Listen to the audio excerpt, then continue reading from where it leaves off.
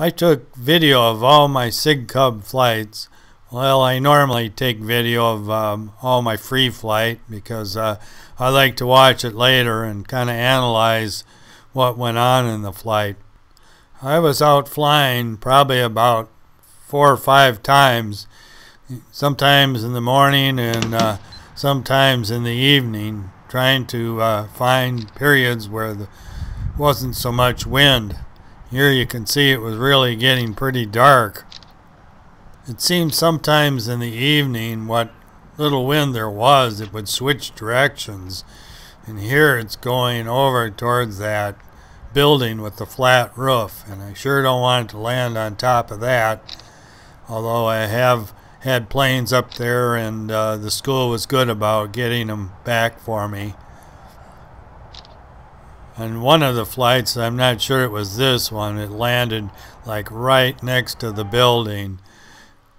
Sure glad it didn't fly a little bit higher, or it would have been on the roof again. On this day, I flew in the morning and it started to get windy, and you can see here how it blew it so fast across the field. I was really surprised it didn't crash on takeoff, but Sig Cub is such a stable plane. Well, it landed right near the picnic tables by the parking lot. Other time it flew all the way across the parking lot and landed by the building. This flight looked pretty good, but it had a stall in the glide. I think maybe this is where I had changed rubber from 3/16 to a quarter, and of course the weight is different, more weight behind the CG.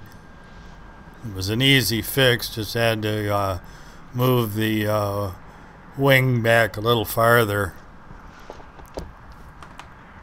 I can see it's still circling left, but this must have been before I put the right thrust in. Still, it was a pretty good flight, but I think only about a minute. That's what a lot of the flights were.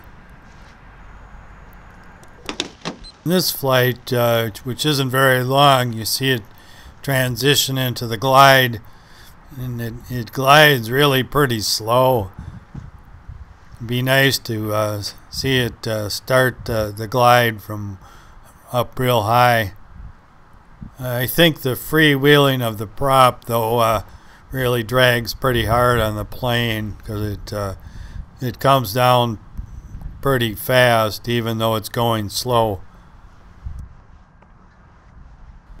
This is one of those evening flights where the wind switched directions like 180 degrees.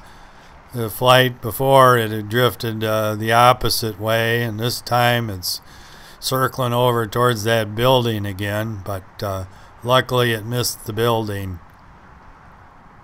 On this plane, or maybe another one, I'd like to try some kind of a DT system and go for a longer flight and thermal lift, not have to worry so much about losing the plane. Maybe a fuse system. I think pop the wing off too. I think that's what you want to do to make sure it's going to come down. Well, thanks for watching the video.